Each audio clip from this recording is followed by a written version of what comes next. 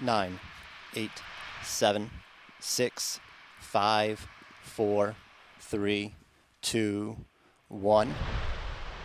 And liftoff of the Falcon 9 rocket and Dragon spacecraft, filled with science and supplies for humanity's research outpost in low Earth orbit, the International Space Station.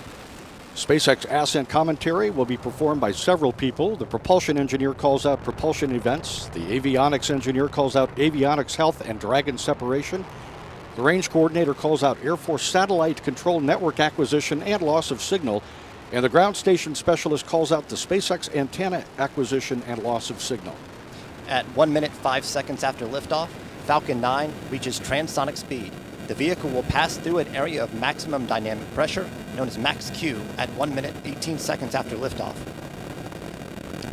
This is the point where mechanical stress on the rocket reaches its peak because of the rocket's velocity and resistance created by Earth's atmosphere. Around 2 minutes 24 seconds into the flight, the 9 Merlin engines will sequentially shut down, and you'll hear the call MECO, which is main engine cutoff.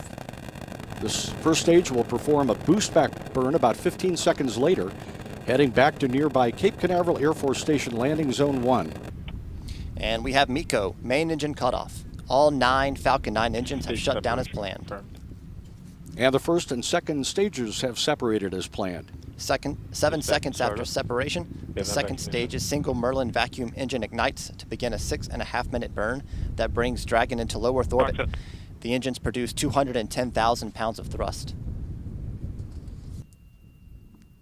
And a sonic boom passes across the Florida Space Coast as the Falcon 9 first stage makes a pinpoint landing back at Landing Zone 1 at Cape Canaveral Air Force Station. LZ-1, the F-9 has landed. In space, stage 2 of the Falcon 9 continues to carry the Dragon spacecraft.